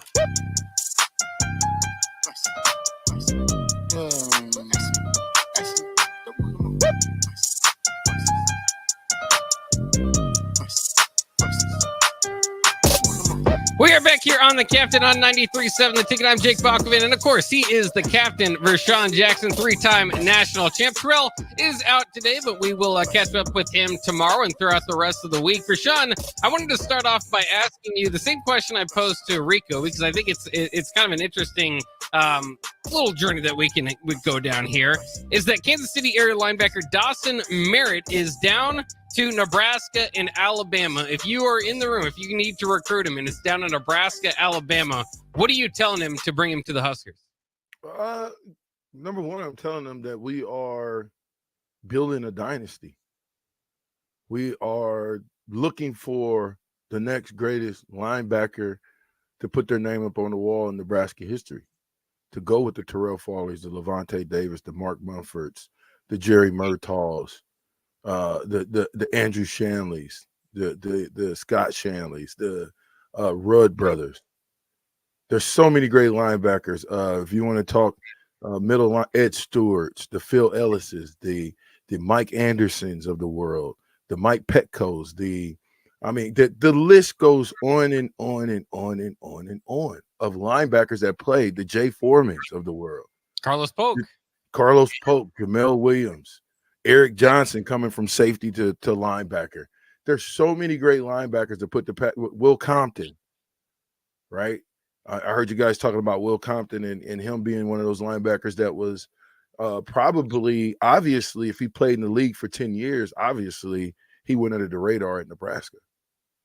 You know, with having a Cody Glenn to get drafted that went from running back to linebacker and got drafted in front of him. So if I would tell him, we want you to be that next great guy. We want you to lead that room. You are the future of our linebackers corps.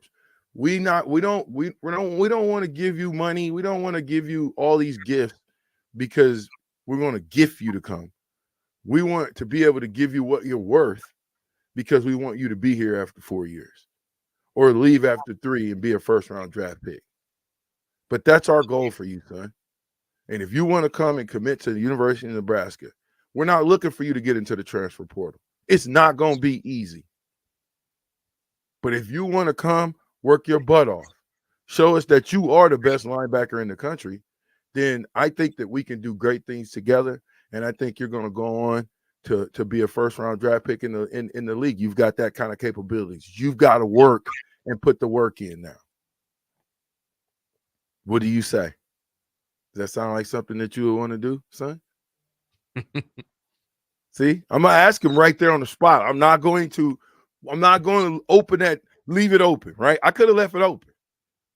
But I said, that sounds like something that you can see yourself doing. I wouldn't even talk about my competitors. Alabama don't matter. It don't matter what they're doing at Alabama. Because if I'm worried about what they're doing at Alabama, I'm losing him. If I bring Alabama up one time, I'm going to lose that recruit. Because you just said that Alabama had something that you don't because you mentioned them. Think Alabama's mentioned in Nebraska? And if they are, I bet it's in a negative light, but we don't need to stoop that low. We want guys who are committed to Coach Rule, Nebraska, the program, and what we're trying to get accomplished here. We don't want guys who are committed to NIL money, who committed to being a prima donna without putting the work in because of what you did. What you did in high school is what got you to a Power 5 offer in the NIL money that you're getting. Now, what you do with that is completely up to the athlete. So I think that's a good question because within that question is obviously the implication is, okay, if it's down in Nebraska and Alabama's been here and Nebraska's been there. And so that's kind of the difficulty of it is, and for the radio audience, obviously Alabama's been fantastic and Nebraska has struggled for the last 10 years. So obviously the difficulty in that question is, man, how do you overcome Alabama? But I think you're right. I mean, because I think there could be this, okay, well, here's an opening. It's, Nick Saban's not there. Maybe Alabama's got questions. Maybe we could throw some negative thoughts his way about what's going on in Alabama. But you're just, again, that's throwing stones from a glass house. But you're at Nebraska where you're at now. So I think the focus would have to be 100% on not what's been the past 10 years. Yeah, people can negative recruit Nebraska that way if they want to, but Matt Rule's not going to be talking about what's going on in the last 10 years. He's going to be telling you what's happening in the next 5 for the kid that would be coming to school at Nebraska. But I think, too, one thing that you said, I think that's important for Nebraska to keep in mind is if you are going to be, and they've got, I got an 1890 shirt on right now. They've got a very good, work, relationship with them. And so they're going to be able to throw some, it looks at least with some of the guys that are interested in Nebraska, they might be able to throw some big figures one way or the other at a few kids. But if that's what's going to be drawing the kid in, then you're right. I don't think that's going to be a long-term marriage with that player, because as soon as they get the money, doesn't matter, no matter what happens on the field, if they are searching for money as a recruit, they're going to be searching money as a transfer portal player as well in 1 to 2 years, I would believe. Yeah, no, 100%. You want loyal. You want guys like Dan Kalen, who might not play for 3 years. Significantly, I'm saying. But when he does get a chance to play, he's going to be phenomenal. Does he run because they went and recruited this other guy and he committed? In order to be amongst the great ones, your whole entire team has to be great. And it starts with recruiting players that have the athletic ability to put you in position to win. If you don't get those guys, I don't care what you do, you're not going to win. Hard work beats talent when talent don't work hard. So you can go get a linebacker. He could be super talented. If he doesn't work hard and outwork everybody in the room, or at least try to, it's not going to matter. So you better off telling them up front, okay? I sell used cars. Sometimes check engine lights are on the used cars that I sell. So I have a little scan tool. I can take the scan tool and erase the check engine light. But explain to me this, and then sell the car with the check engine light not on. So then once I sell the car with the check engine light not on, and the customer gets it, takes it home, drives it, the first time he put gas in it, guess what's going to pop back on? Check engine light. Now the car is not running any different. But because the check engine light popped on, and I didn't tell them that, hey, I bought the car with the check engine light on. It's an O2 sensor, and you do not want to spend $1,500 to get down to where the O2 sensor is, because the O2 sensor is $25. All the rest of the money goes towards the mechanic. Okay? It's a 2008. There's no reason to go spend that money if it's riding great. So it behooves me not to tell the customer up front and leave the check engine light on. Let them test drive it with the check engine light on. Turn the air conditioner on with the check engine light on. Let the windows down with the check engine light on. Open the hood with the check engine light on. Let's get on the highway with the check engine light on. What else do you want to do with the check engine light on? Is Nebraska the car with the check engine light on? Well, the check engine light. I see you threw me for a curveball there. You threw my whole thought, because I got to think. I got to put them in the category of a vehicle and what I would say. I would not say Nebraska is a used car. Okay, I'm gonna tell you Nebraska is a brand new Mustang T-tops. And I'm a Mopar guy. I'm a Chevy guy, but I'm going to a brand new 2024 Mustang. And it's a 6-speed Cobra motor. Right? That's what Nebraska is right now. How do you make it go faster? How do you make it grip the road better? What type of extra components can you put with this Mustang to make it have 1,000 horsepower? And all my car guys out there, you know what 1,000 horsepower look like. You better put the wheelie bars in the back. Okay? So that's if we're gonna talk about Nebraska football is a brand new 2024. And they have all the money in the world to get any extra upgrades that they want. Here's what you can't do. You can't go get a Chevy part and put it on a Mustang. You can't go get a turbo, Mopar turbo, and put it on a Ford. It's not going to run right. You got to go get a Ford turbo. You got to go get Ford super parts. in order to make a Ford supercar, because it's a Ford right now. Sorry, Chevy guys. I'm a Chevy guy. I'm sorry. But there's one car I will drive in the Ford family, and that's a Mustang. I will do it. Just saying. Thank you, Bob. Yeah. Appreciate that. Well, that's good. That makes me feel better. It's not the car with the check engine light on it, at least. Not to say that that's always a bad situation. No. Listen. The original point. No, when Scott Frost was here, every light, we call that every dummy light on known to man in the car was on. So check engine light, your TPS light, that's your tire control light, tire pressure monitor light, your brake lights on, your power steering lights on, every light known to man's on, but the car's still driving. Yeah. That was Scott Frost and them. That was what that was. Okay. We got a new motor now, a new engine, and I think we got a new driver. Hopefully we can get the right components. And I think that linebacker will be a great component, but we got to sell him on the right mindset and why he's coming to Nebraska to make Nebraska great again. There we go. All right, give me the hat. Oh yeah, that's make Nebraska great again. There you go. Get us out of here, Bob. Next, we'll talk about who you're voting for in the election. No, we're not going to do that. We'll talk more sports coming up next here on 93.7 The Ticket. Crazy. Long Beach to Compton. Always up to no good.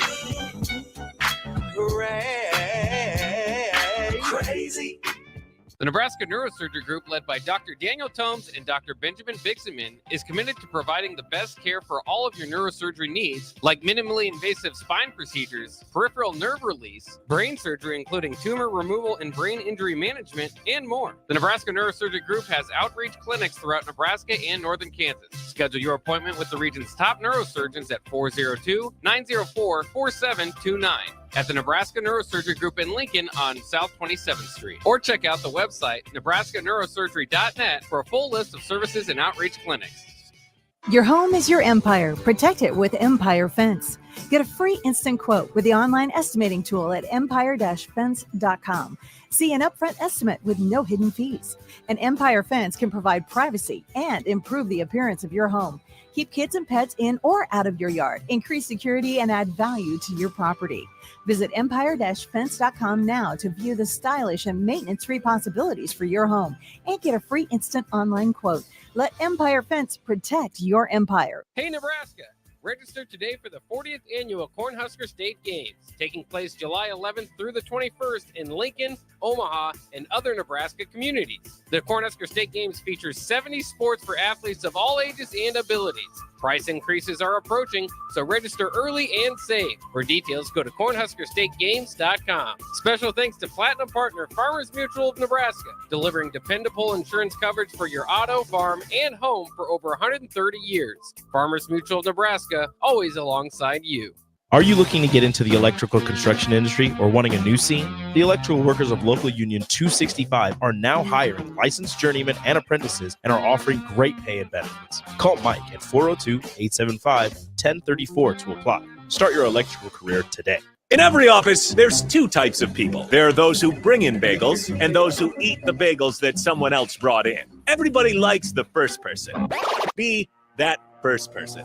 Weekday mornings at 7:30, you have a chance to win a business box of bagels from Bagels & Joe. All you have to do is shut up, Sipple. 2 questions for you, 2 for Sip. Win, and the bagels are yours. Lose, well, you don't want to lose. You lost Monday, you lost Wednesday, you're a loser. Shut up, Sipple. Weekday mornings at 7:30, brought to you by Bagels & Joe. Garage doors can be expensive. Are you keeping yours in the best condition possible? This is Cameron Hall with Doors Plus. Doors Plus is a locally owned business that prides itself on the fast, reliable, and friendly service. Doors Plus offers flexible scheduling so you can book an appointment that fits your busy day. My team and I will come out to your property, both commercial and residential, and provide you with the necessary information you need to make sure your garage door is in working and smooth condition. Give Doors Plus a call today at 402-590-5800 to book an appointment and learn more about our preventative maintenance plans. Doors Plus, garage doors, and more. Nutrition Authority invites you to check out Emerge Zero. Building out the original best-selling Emerge formula, Emerge Zero is a body slenderizing solution that helps blast body fat, curb appetite, and provide the energy you need to get through the day. Emerge Zero can only be found at Nutrition Authority. Check us out at mynutritionauthority.com. Spring often marks the beginning of severe weather, which can lead to power outages. LES wants you to be prepared before the storm.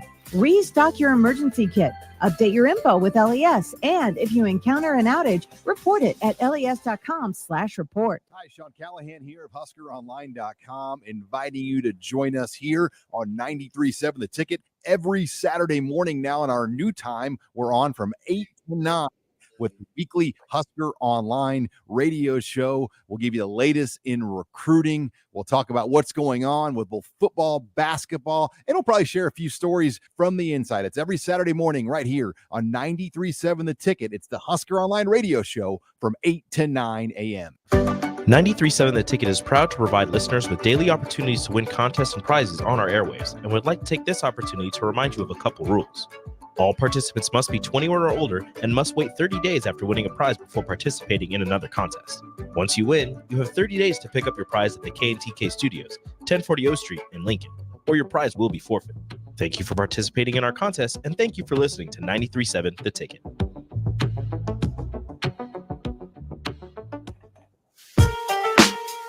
Back with Vershawn Jackson, powered by Bauer on 93.7 The Ticket and theticketfm.com.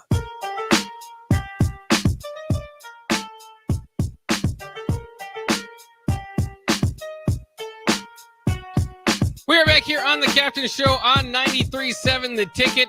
Vershawn Jackson, the captain, three-time national champ, is right now on the drums there, if you can hear it in the background. And I am Jake Bakoven here with you as well. Just a few sports topics to get to before we get out of here. And of course, all of it is, it's college football. So it has to do with the transfer portal these days.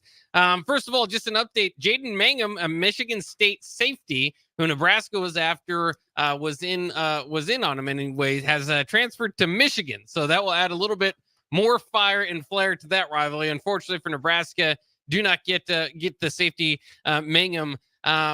Would have been a good addition. How do you kind of feel, Vershawn, about the secondary? At least maybe was that something that they needed, or was that something that was like, hey, that could be helpful, but we don't necessarily need it? Do you see him making another addition this offseason? I mean, unless you're going to get an elite player, a guy that's a game breaker, I don't think we do it. If the guy was a game breaker, you miss him. And I think, with getting Singleton back and getting a couple of guys that didn't play in the spring game back in that room, I think the room is solid, right? Because to me, Singleton is that man. He's going to be a dog when he gets back out there, right? But I don't think that you hit the panic button and get a mediocre guy. You got to go and get a guy that will be a game breaker, meaning when he's in the game, there's an interception coming. He's going to cause a fumble. He's going to make a play in the backfield. He's going to make plays that the ordinary person don't make. Why is Terrell Farley great? Why is Levante Davis still playing in the league after all these doggone years, right? Devin White, my cousin, came and went, and guess who's still there? Levante David, okay? So if Levante David wasn't still great, making plays, doing things that these young pups can't do better than him. So his market value is still high based on what he can do because he's a game breaker, not because he's a mediocre player. Okay. Mediocre players, even if they're over mediocre, right? And I'm talking NFL mediocre now. Even if they're middle of the road to good, if they're not game breakers, when their contract is up, they're expendable. Speaking of mediocre players, Iowa's quarterback Deacon Hill. No, I didn't mean to be mean, but the big quarterback from Iowa found a landing spot. And it might not surprise you that it's not. I could give you probably 1,000 guesses. I don't know if you'd get there. It's an HBCU school. Utah Tech. That's where I would have went. I'd have went to the HBCU. Yeah. And I would have changed it. Dude, could you imagine him at an HBCU? I don't know. It's tough to tell, how good he is. I don't think he was quite, obviously the Iowa, every quarterback's kind of struggled at Iowa. these last couple of years, but he's just so big. I don't know. I'd still like to see a big quarterback. So it's entertaining at least, but maybe we'll have a lot of success at Utah. Listen, big Smash Burger beat us. What are you talking about? Yeah, he was able to do that. Some other news out of the transfer portal, at least as far as talking about the transfer portal. Dabo Sweeney, who has not taken anybody for the transfer portal this year, really doesn't believe in it. He kind of has, taking his morals over what's going on in college football these days. He made a statement about how high school players are all transferring into the program, so those guys are all transfers. But he also said this. He said that most of the transfer players aren't good enough for Clemson. Said, it's really pretty simple. Most of the guys in the portal aren't good enough to play for us. That's just the reality of it. Now, I think initially you kind of think, oh, man, but he's probably right at least when he says most of the guys probably aren't good enough to play for Clemson. But, you could say the same thing about Ohio State. You could say the same thing about Michigan. You say the same thing about Georgia. They're still adding players to the portal and filling in voids that maybe there is a player or two that could be added from the portal. So I just found that quote kind of interesting. In a way, I think he's right, but in another way, it's still just because he's right doesn't mean that he's right in not taking transfer portal players, because I think that's going to continue to hurt Clemson. Yeah, I think if you recruit well, you recruit for guys to stay, I think you'll be all right. I don't think the portal is the portal, man. I just can't imagine me being a GM at Toyota store and me coming to get a great salesman like yourself, Bach, and you coming over to me and I'm taking care of you in the money department. You're making more money than you ever made before. I'm letting you go on vacation. I'm giving you Saturdays off so you can go to football games. I can't imagine you doing something else. Based on what? So the portal, you still got to go to another school and perform. Now, if you go to a lesser school, to me, that's smart. If I'm in the portal, I'm saying to myself, guess what? I'm going to take my opportunities to a school that really can use my services. I am not going to a Penn State. I'm not going to Clemson so I can compete with 5 other guys that's better than me according to the coach. No, I'm gonna go to Utah Tech. What did you call them? Utah Tech, yeah. I'm gonna go to Utah Tech where I can be the guy where they love a big quarterback. Everybody's gonna love me, and I'm gonna go and win games with them. I bet he win. I bet he have a winning season with them. You don't even know who they are. What's their mascot? I have no clue. See, that's how I know he's going to be good. What league do they play in? Let me check here. Utah Tech University. That's good. So FCS. Brooks the Bison is their mascot. Perfect, and it's probably an FCS school. Can't be an FBS. No. So you're in an FCS school level. He's going to go, and I promise you, he's going to be all right. But that's what I would do. I used to tell my buddies that if you feel like you can go to a lesser team and help them be a championship team on that level, why would you ever come to Nebraska and sit on the bench for 5 years just to say you play for Nebraska? Like who does that? Why? Now, I get the love from Nebraska, but at some point, now I'm not saying that's not for everyone. I'm saying a guy that maybe not, that's a phenomenal football player, but maybe he don't have the measurables to play at Nebraska because of what we're doing scheme-wise. Go somewhere where your talents are going to be used. It's not always about, and if you really look at it, I bet you if you looked at the NFL draft, there's probably 10% of the guys that got drafted were from a lower tier than FBS. You think? I don't know about 10%, but yeah, there's a good group of them. I bet. Well, it's only 253 spots or something like that, right? Yeah, 258, something like that. So we're not talking about a lot. We're talking 25 guys. Yeah. You telling me that 25 guys from FCS didn't get drafted? Let me look. Yeah, check that out before we check out of here, because this is, to me, this is monumental to understand the dynamics of football. And it ain't always about going to a big school if you're looking at the big picture. So 10 FCS players were taking the 2023 draft. Okay, well then how many HBCU players? Not sure. And then you got to go to the league under FCS, Division II. I guarantee you there's a couple of Division II players. So A lot did of they say the how many? HBCUs, well, a lot of the HBCUs are in the FCS. Okay. So it's kind of hard to track that way. So But 10 total? yeah, last thing, here's something from August 29th, 2023. There are 20 players. So that would have been what? This would have been before the last draft. But there are 20 players on NFL rosters from HBCUs, 16 from the FCS, and 4 from Division II. Okay, so can you look and see how many Division II players got drafted this year? Yeah. Because it's FBS, FCS, Division II, Division III, right? Yeah. Okay. Let's see, at least in 2022, so that's a recent draft. I'll keep looking, but there were 5 players drafted at Division II. Okay, I'll take that. I'll bump it to 7. So I'll say 17 players out of 258, 257, 653 came from a lower tier. Yeah. Well, there's more FBS schools than there are FCS schools.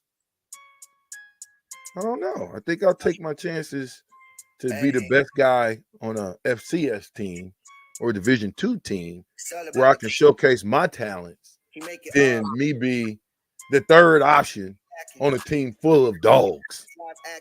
Nothing makes me more mad as a Nebraska fan is when, there's like a second round pick out of Utah Tech, and you're just like, Nebraska can't get one, Right. Yeah. Right. That's what I'm saying. So, hey, man, we appreciate y'all for riding with us today. A little bumpy, but that's all right. The weather's going to get a little bumpy this afternoon, a little bit later on this evening, so y'all hunker down on that. Bach, what do you got? Well, we do have the Adam Character Show coming up next. I know he's got a couple good guests, including Steve Taylor coming on. It should be interesting. I might listen. Anything can happen on the Adam Character Show as well. And by the way, this is the fastest 2 hours in radio. There can't be a fastest 1 hour if there's 2, because we gobbled it up already. Box, we're powered by Bauer, Infrastructure, Bauer, Underground, Grant, Excavating. Listen, Terrell Farley be back in the building tomorrow. Thank y'all for riding with us. Fastest 2 hours in radio. The Captain Show signing off. See y'all tomorrow. Also, Delco Dave's. Thanks, Delco Dave. Oh, you Delco Daver.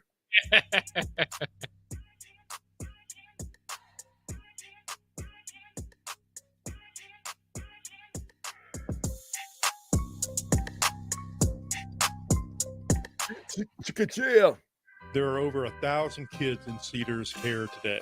We're here to ensure that each of them receives